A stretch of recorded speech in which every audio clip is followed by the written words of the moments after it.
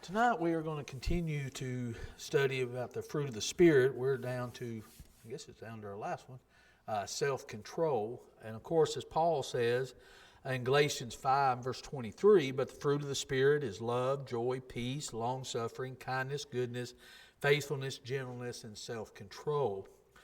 Peter described it this way when he talks about the Christian virtues in 2 Peter 1. He says, but also for this reason, given all diligent, add to your faith virtue, to virtue knowledge, to knowledge self-control, self-control perseverance, to perseverance godliness, and godliness brotherly kindness, and brotherly kindness love. When you think especially about the fruit of the Spirit, as we've said all through this study, these are not optional. These, we don't just pick them apart and say, I'm one of these, but I'm not one of the others. We either have the fruit of the Spirit, we either have the characteristics of God, or we don't. We need to work on these. And every one of these is a choice that we make to have. It's a choice that we love like we should. We're as kind as we should. We're as gentle. We're as meek. That way, all these tie together. We can have the peace that we're supposed to have. And self-control is no different than this. Self-control is about a choice that we make to choose to have this self-control. Proverbs describes it this way. Proverbs 25, verse 28, whoever has no rule over his own spirit is like a city broken down without walls. Now think about that, and I think this is an excellent description of what self-control is. You know, to fortify a city, what did they do? They walled it up. They protected it. They made sure this wall was protected so it could keep the enemy out. And what would happen if an enemy would go in and destroy that wall? What would happen to the city? Once it went down, the city went down, didn't it? You know, you think about the walls of Jericho. When they marched around it and God brought those walls down, the city was gone after that. You know, when we break down these walls, when we don't let these walls protect us, then we're vulnerable. We're vulnerable to Satan. That's what self-control is. Self-control is putting that wall up so Satan can't penetrate. It's like putting on that whole armor of God so Satan can't get to us. And it takes discipline to do that. I think that's a good way to describe self-control is discipline. Paul said this. He understood self-control. 1 Corinthians 9 and 27, but he said, I discipline my body and bring it into subjection, lest when I have preached to others, I myself should become disqualified. Paul knew what it meant to have discipline. And he says, I have to discipline my body. The body talks about this war that is raging between the spirit and the flesh especially. And he says, we've got to make sure that we're winning that battle, that we're putting to death these fleshly things. That's what Paul was talking about in Galatians 5 when he talked about the works of the flesh and he described those works of the flesh. And he says, but here is the fruit of the Spirit. Here is what we're supposed to be producing. So we put off these other things. So it's about winning that battle over that. It's about having that self-control. It's about putting up these walls so we can protect what is valuable and produce the fruit that we need to produce. And that is the fruit of the Spirit. Now, as we go through this, there's some areas in our lives that I think the Bible is clear to where we need to have discipline, that we need to have self-control. And the first of these is with the flesh. The flesh, we can't be mastered by anything. We have the tendency, I think, to become enslaved to things of this world. That it controls us instead of us controlling it. Can you think of things in the world that would do that? Can someone be addicted to television? Can they be addicted today? You know, well, I don't have it. I gave it to my wife. Our phones. Anybody addicted to their phones? Does anybody's phones control them now instead of them controlling it? You know, you think of things. That's right. Go ahead and hit your wife's husband. We know it's all true. Think about it. Does anybody leave their home without their phone? Do they go nuts if they don't have their phones around them? Do you drive all the way back home to get your phone if you forget it? I'd raise my hand to all that. You know, I'm just as crazy too. I use my phone's flashlight to go out looking for my phone because I thought I've lost it before. You know, that happens when you get old age, I guess. But, and it'd be, It'd be nice if that was a joke, but that wasn't a joke. That actually has happened more than once. What happens is we're so used to this self-gratification. We're so used to this instant of things that we become so accustomed to it that we have no control sometimes when it comes to these things. And we've got to learn to discipline ourselves. We've got to discipline ourselves of the things that are around. Notice what Paul said in 1 Corinthians 6 and 12. He said, all things are lawful for me, but not all things are helpful. All things are lawful for me, but I will not be brought under the power of any. Paul is warning us that there's even good things in the world. There's permissible things in the world, but there's things that can be misused to the point that we are brought under its control. So it really doesn't matter if something is sinful, if something is questionable, even if something is permissible. It can become where we're under its control, can't we? So we've got to make sure that we understand that we're not letting something be our master, that we're submissive to something other than God. But there's things in this world that we can become subject to, that we can give in to, our desires and our pleasures and these things. As Paul says, even if they're lawful for me, it may not be right for me to do it because I can be brought under its control. And he said, I won't be brought under control of anything, because we have to remain to where we're focusing and that we're under God's control. And how we do that is, it's called self-control, but how we control it, as we're going to get into, is by doing the will of God. And God, we're under His control, and God is that wall that separates us from Satan, that helps keep that away, Satan and all of his lures away from us. Again, the key point to practicing self-control toward godliness is that we can't allow anything in the world to bring us under its control. And the first one of these, of course, is sexual impurities. One area where self-control is demanded of us more and more, I think, in our society is when it comes to sexual things. Because there's such a push on TV or internet and ads and everything. I was disappointed the other day. We were watching something, or I had it on for the grandkids, and some ad come on, and I thought we were streaming, didn't have ads anymore. And it just, something would pop up, and you think, well, that wasn't appropriate. Why would that even be on something for kids? It's more and more and more this is being pushed. So more and more and more, we have to be more aware of what's out there and make sure that we are under control, that we are looking at these things to where we understand that it's being pushed toward us, and we need to be aware of that. Paul said in 1 Thessalonians 4, he says, "For this is the will of God, your sanctification, that you should abstain from sexual immorality, that each of you should know how to possess his own vessel in sanctification and honor, not in passion of lust, like the Gentiles who do not know God." Again, this is the will of God, and it's for each of us to remain pure before God, that we control our bodies and not burn in the passions of flesh. God put a desire in us, and He did put a sexual desire that's there. And it's natural and it's supposed to be there, but there is an avenue for that. There is a place for that. That's where marriage comes in. And sexual immorality, when you look into the world, it's just being pushed on our children. It's being pushed on us.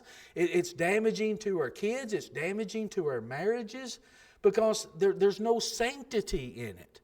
There's no purity in it.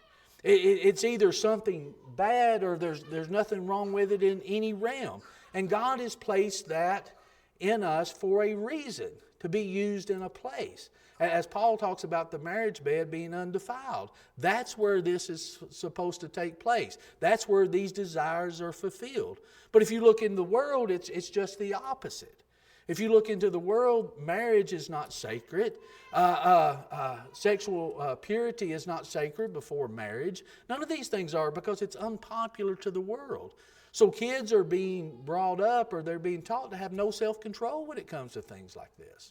And as a parent, we've been doing a parenting class, and we've not got into this very extensively yet as we got into other things, but that's part of a parent's responsibility to make sure we're teaching these things, to make sure these children, the children understand it and are ready for marriage and understand one of the purposes of marriage.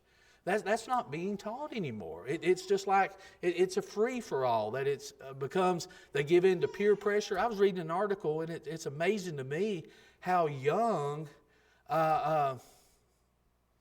individuals start when it comes to sexual things.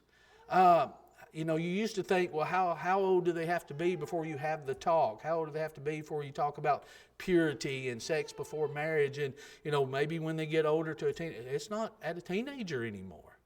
I couldn't imagine what children have to go through and the pressures that they face. I know the pressures they faced when I was younger. I can't imagine what they face now.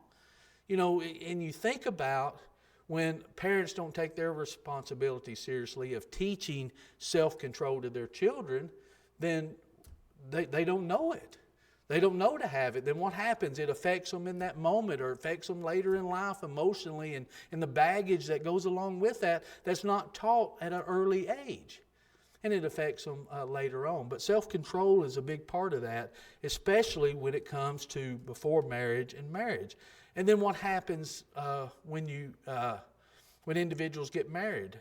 They don't look at that as a sacred thing. So what happens is they feel like, well, my spouse is not fulfilling my needs, so I have to go somewhere else to fulfill my needs, and they have no self-control.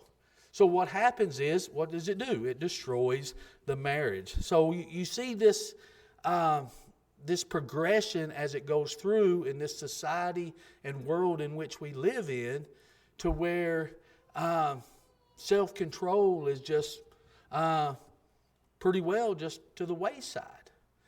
When it comes to marriage, we've got to make sure that we're teaching our young people, again, the sanctity of marriage and how important it is when it comes to things concerning the marriage. In 1 Corinthians 7:5, Paul says this about marriage. About husband and wife. Do not deprive one another except with consent for a time, that you may give yourselves to fasting and prayer and come together again, so that Satan does not tempt you because of your lack of self-control. I remember meeting with a couple one time, and the reason I remember it, because I'll never forget it, because it shocked me of what was said. One of the spouse committed adultery, so they came and they were talking to me about it. And the other spouse said, I withheld my obligations as a wife so they would go out and commit adultery so I could leave the marriage. And that just shocked me that was even coming out of their mouth. And so I just proceeded to tell the individual, you were wrong for committing adultery. You were wrong for not fulfilling your role as a spouse. Both of you have put your marriage asunder. You don't think about what the sanctity that God has placed upon that. But what happens in a marriage is when you have husband and wife not engaged in the marriage and living up to the choice that they made when it come to love, which was a choice, that you choose to love this person, you choose to love and treat this person in a certain way, you choose to come into that marriage bond, as God said, until death. But the individuals will get into a situation to where they will find their needs met somewhere else. They will talk to someone and tell someone intimate details. Someone was showing some attention that a spouse didn't show them. Then the next thing you know, then they violated the marriage. And then you think, well, how do you get to that place? Well, I think the same way that we teach our young people, don't ever put yourself in that situation. Don't ever put yourself in a situation where you can lose self-control. You take an alcoholic, they're not going to spend time at a bar. You take a drug addict, they're not going to go down to the back alleys and hang around drug addicts. You take someone, whatever the case may be, if you make a commitment, don't put yourself in a situation to where you're going to break that commitment. You think, well, that sounds pretty simple. I think it is. I don't understand how people do that, how they would put themselves in situations to where they would lose self-control. Now, we all war against the flesh. I'm not going to stand up here and say, well nobody wars. Certain people can overcome that. And just don't put yourself in that situation. where you don't have a hard time to fight the battle. Does that make sense? You know, when it comes to self-control, it comes down to I've got to follow what God's will says to let Him win that battle for me when it comes to self-control. And again, the things of the flesh are part of this, but it's not the only part. Our minds are another part. In 2 Corinthians 10 and verse 5, casting down arguments and every high thing that exalts itself against the knowledge of God, notice, bringing every thought into captivity to the obedience of Christ. We're not only supposed to discipline our bodies, but we must also take control of our minds. The reason I think it's very simple. We think about in our minds is what we will practice in our lives. Look in James chapter 1. Isn't this what James tells us? But each one is tempted when he is drawn away by his own desire and enticed. Then when desire has conceived, it gives birth to sin. And sin, when it is full grown, what? Brings forth death. Do you know what every action of where someone lost self-control, do you know where it started at? Where did it start? Does it start with the action? It never starts with the action. It starts right here. That's where it starts. That's where it has to be took care of. That's where it begins. If you make it to where it's not a process in your mind, it's not going to be an action. That's where people lose. Now notice again what James says. But each one is tempted. The tempting is not wrong. Our Lord was tempted, wasn't He? You know, Satan tempted Him with the lust of the flesh, lust of the eye, and pride of life. Temptation is not the sin. Everyone is tempted in some form. But notice, it's when you are drawn away by your own desires and enticed. Now, it's when a person desires so much, you say, well, what are we talking about? Remember what Jesus said in Matthew chapter 25, beginning at verse 27? You have heard that it was said to those of old, you shall not commit adultery. But I say to you that whoever looks at a woman to lust for her has also committed adultery in her heart. Now, what was he talking about here? Well, it goes back to the same thing that James was talking about. It starts with this desire. Jesus says if you have this lust and continue to have this lust, it's not about a thought. It's not saying if you have a thought about a woman, you've committed adultery in your mind. Because think about this. When Satan tempted Jesus and he said, turn these stones into bread, did Jesus have to consider what Satan was saying when he turned him down? Think about it. He had to think, okay, I'm being tempted by turning this bread or these stones into bread. He had a thought about it. He didn't have a desire for it. He didn't lust for it. But he had to think about what was transpiring there to have a defense for it.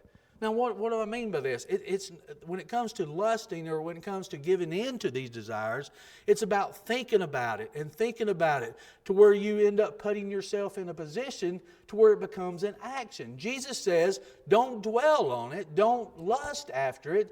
Don't let it be a continual thought in your mind, and you won't lose self-control. But it has to start in the mind. That's where we discipline ourselves. Don't put yourself in a situation. Don't put yourself in a situation to where you can even would be able to give in to that.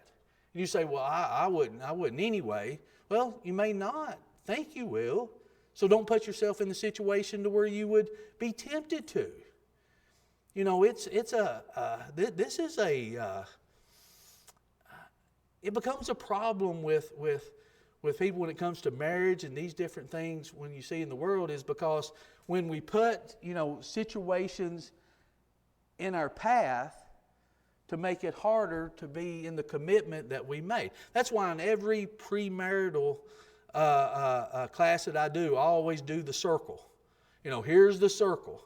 You, your spouse, and God is the only one in that circle. Nobody else gets in that circle. Your children don't get in that circle. Friends don't get in that circle. You don't share intimate details with some friend and all these things that you wouldn't share with your spouse, because once you get out of that circle and break that circle, where's the limit to it? There's something. It's like everything else. Once you open the door, where's the door stop? Just with a crack or wide open? Don't ever let the door open, because that's the choice that you made, right? That's what James is talking about. He says when desire has conceived, when it conceives, then it gives birth to sin, and then when you let sin full grown, that brings forth death. So if you don't want death, you don't want sin to be full grown, you don't want it to become sin, you take care of it while it's in here. That's what Jesus was saying in Matthew chapter 5. But again, we live in a world of microwaves and self-gratification, and it's all about me, it's all about me. So if it's all about me, I'm going to do whatever feels good for me. I'm going to do whatever pleasures me. It's not about the other person. It's not about the commitment I made. It's not about the commitment I made to God. It's about me. We live in a society of me. And self-control has nothing to do with that. Because we act upon the things that we think about. But again, it goes farther than that. It's about what we think that leads into our emotions. What are we supposed to do? Well, Philippians chapter 4. In Philippians chapter 4, Paul says, "Finally, brethren, whatsoever things are true, whatsoever things are noble, whatsoever things are just, whatsoever things are pure, whatsoever things are lovely, whatsoever things are of good report, if there is any virtue, if there's anything praiseworthy," what? Meditate on these things. Now notice, the things he's talking about meditating upon, that can become my desire to want to think about. And if that's my desire to want to think about, guess what it's going to do? It's going to create those actions. And what actions is it going to create? The fruit of the Spirit that we're trying to produce: love, kindness, gentleness, self-control, to have the peace that if we practice these things, wouldn't we have the peace that God wants us to have? Think about how peace we would be in our marriages, how peace we would be in our whole families, how much peace we would have in our congregation if we were producing the fruit in which God wants us to produce. But it has to start on the inside. We have to be in control of what we're thinking and be in control of the emotions that we have. Self-control of the mind is not simply to refusing to dwell upon bad things. It's making the choice to dwell upon good things. See, just like the works of the flesh, Paul says, put off these works of the flesh. I'm choosing not to do those things, and I'm choosing to do the fruit of the Spirit. That's what I want to produce. So how I do that? I do that by choosing what I think about. And I tell you, this isn't easy. Controlling the mind is a difficult thing. When it comes to what we do, it comes to our emotions, because we can get in a bad place in our head, can't we? And that controls our emotions, that controls our actions. And I'm not talking about just works of the flesh when it comes to the sexual purity and these things. I'm talking about of our emotions, of anger, bitterness, self-pity, these types of things. We lose control of that if we don't control our minds, which leads to, of course, us controlling our emotions. In Proverbs 16:32, he who is slow to anger is better than the mighty, and he who rules his spirit than he who takes a city. You know what Solomon's saying here? It takes more might to control yourself than it does to overtake a city. He said, this is how good a person you'll be. Notice, he's slow to anger is better than the mighty. You're stronger than that person that can overtake a city if you can control what's in here. So you think that takes some effort? Think that takes some planning? Think that takes some decision making? I think that's what we ought to be teaching our children. Think about what you're doing. Think about what the effect of that's going to be. Think about what this decision here is going to do. Now, we can't plan out our whole lives, but I can think about the decisions I make and what those consequences or rewards might be. God asks us to do that and even commands us to do that all the time. Count the cost, right? I've got to count the cost of being a Christian. What is it like? What am I giving up? What's my reward going to be? And that's why it's so hard for us as Christians, because we're used to self-gratification and we want it right now, and the reward we're ultimately waiting for, we've not achieved yet. Paul said, I'm still pressing forward to that goal. I've not yet obtained it yet. So sometimes it gets out of our thinking, doesn't it? And because it gets out of our thinking, then we go back into thinking about carnal things and worldly things. Because the reward we're wanting is still far off, right? So we need to be teaching our children, think about the decisions that you make. It used to kill me, and you've heard me say it before, it used to kill me when my mom, every time I'd get grounded for being late or doing this, and I'd always say, but you don't understand, this happened or this happened. Well, you made the decision to get in this car. You made the decision to go to this place. When you did that, you may have put it out of your control, but you made the choice to put it out of your control. Thus, it's still your fault. So how do you argue with that? You know, you may want to argue, but it's true. And that's the same thing with us, how we live our lives. That's what God is telling us. You make the choice of whether this becomes out of your control or not. You're giving somebody else the power. Keep it within your power. Keep it within your decision. And how you do that is make the decision before you get into the situation, and maybe you won't even get in the situation. Make it before you do. I don't know about you. Have you ever made a reactive decision and it been a right decision? Make a decision in the emotion of it? Whether it's anger, whether it's whatever it is. Have you ever made a decision in the middle of that was what it should be? Said the right thing or did the right thing? That's where self-control comes in. We have to control our actions, control our emotions. And again, it's easy for me to stand up here and say it. It's a lot different when you walk out in the world and have to do it, isn't it? But it comes down to, I'm in control of me. And what I have to decide is, am I going to let God control what I do? Or am I going to let the world control what I do? I have to make that decision. So I need God to instruct me on how to get through this world and produce the fruit that I'm supposed to produce and have the self-control in doing that. Because that's part of the fruit. And that again is considering my emotions, considering what my focus is. And it comes down to controlling myself to where I want to do the right things. Again, never act on our emotions, and that would cause me to start developing some sound judgment, wouldn't it? Because our judgment can get off. Because we start judging things based on how I feel.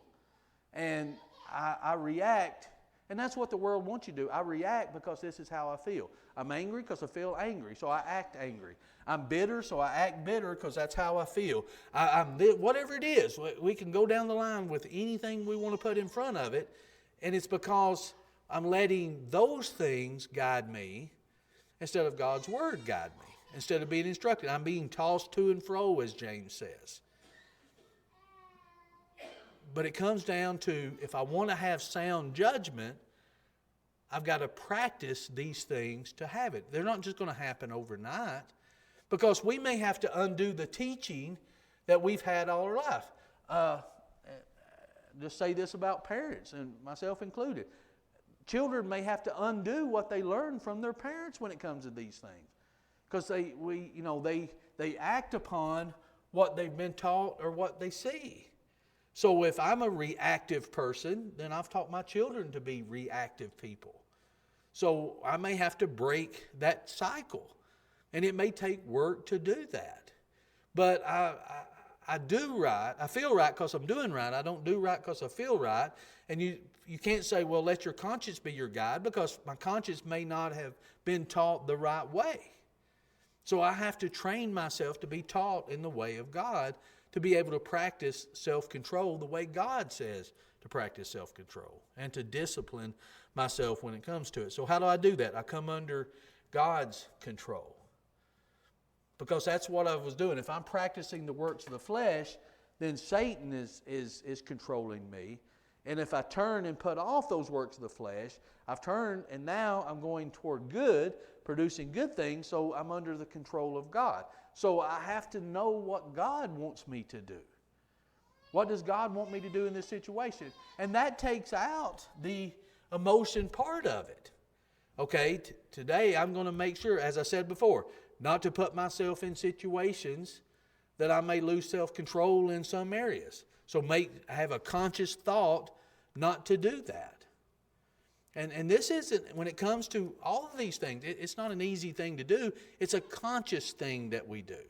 You know, when you get married, you make a conscious effort. Okay, I'm going to, out of the right thing to do and out of respect for my spouse, I'm never going to put myself in these situations.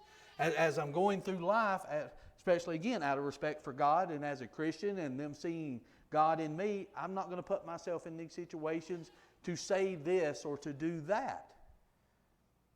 That takes self-control. What does that mean? That means I'm disciplining my body. I'm keeping my emotions, I'm keeping my actions under control. And that goes against the grain of the world. The world may think this is foolish. The world may think this is silly. You ever been reprimanded or someone make fun because you've made a conscious self-control decision? You ever done that?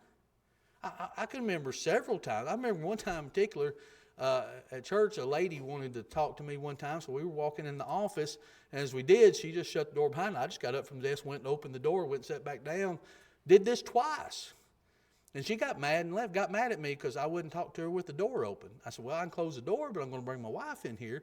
Wouldn't do it. She said, I don't want to talk to your wife, I want to talk to you. Well, then you can't by yourself. It doesn't work that way. I mean, even sometimes in the church, people think that's crazy and silly. But, you know, you've got to make a conscious effort that I'm not going to do this in certain... And that doesn't make me some great guy. No, I lose self-control in a lot of areas. But you have to make conscious choices to get better and better in situations to where you can keep the commitment that you made to God. Again, these things are a commitment.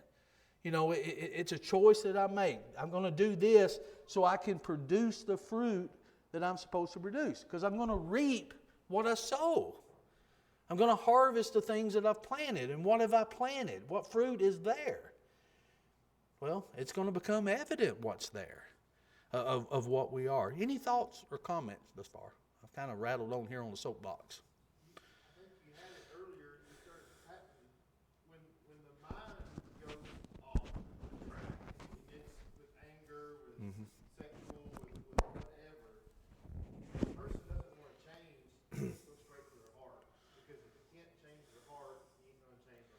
Right. All right. With kids, sometimes you take the time to explain. Sometimes you explain the brute force. With Ty, sometimes brute force wasn't going to work. So I use manipulation and saying, all right, this one you're going to get for free. But the second time, you're going to remember for the rest of your life when I get that punishment. So it was like, Sound like good parenting to me, but yeah. But if you hit them in the heart, it can redirect them. Yeah. Well, and it's like everything else, and this, especially when it comes to certain things, it's uncomfortable to talk to your children about it and try to teach them before they get themselves in situations. But it does come down to the things that we do, even when it comes to discipline, it comes to punishment. We put the right amount of pressure on so later on they don't have too much and can't handle it, and they won't know what to do. And it comes down to even something simple as, well, why can't I have the cookie, when they're younger? Well, because you're about to eat dinner and you can't have the cookie because that's going to spoil your dinner, or you don't need this at this particular time. Now, this don't apply to grandparents if kids ask for cookies. This is just for parents. But I mean, seriously, it comes down to that. Why? To have them to understand, okay, there's nothing wrong with wanting a cookie, but there's a reason to wait for that cookie. There's a reason to wait for that, and cookie's fine in its proper place and its proper amount. And that sounds like something simple, but that's what we're talking about, isn't it? That's what we're trying to teach ourselves, and that's what we need to be teaching our children. Okay, you have this. You have this desire to want to do this or please yourself as far as your emotions and your feelings, and all these things are natural. You have these desires that were within you, to have. And sometimes you're going to have some outbursts of wrath. You're going to have some outbursts of these feelings. You're going to have all these, but you've got to learn to have them under control. And here's how you do it. It starts with these simple things. But if it comes down to, as kids are today, I guess, we give them everything they want, there's no reason to hold back on anything, then there's no self-control that's there. And that's the same way as Christians. God has got us under self-control and teaching us, wait, here's the reward that you're wanting. Here's the sacrifice that you make to receive that reward. It's natural to want that reward. It's natural to want to receive that reward, but there's sacrifices that have to be made to do that, and there's consequences if you don't. You're going to remember. You're going to remember this if you don't. This is why. There's consequences for your actions that may be immediate consequences, and they may be a lifetime consequence. We need to make sure we're teaching that so they can understand that and know, because as parents especially, we're teaching them to make the right choices. I can't make the choices for them as they grow up, but we have to teach them to make the right choices. That's our responsibility. Now, whether done that or not, I don't know. I guess time will tell as parents. But that's what God does for us. He gives us the instructions. He gives us, here's the reward for following those instructions. Here's the consequences for following those. Some of those consequences are immediate. Some of them last a lifetime, and some of them will last an eternity. Just like rewards. Some rewards are immediate. Some rewards will last a lifetime, and some will be for eternity. We choose what we're going to do, what we're going to control ourselves. Am I willing to sacrifice now for the reward then, or do I want, as Jesus said, if you want the praises of men now, that's what you're going to get. You won't get the praises of God then. If that's what we're striving for, that's the same thing we're talking about here. It's about what gratification we're wanting. Do we want fleshly gratification, the carnal, the worldly, or do we want the spiritual? If I want the worldly, I can have it with all its glory for the moment, but I get the consequences that come with it. If I want the eternal, well, there's sacrifices here and things that I have to wait for, but I will get it one day with all its glory. As Paul said, I discipline my body now because I'm still pressing toward the goal. I'm still wanting the reward. I've not yet received the reward. Don't give up. It's a race. Don't fall out of the race. It's not a sprint. We're still trudging along.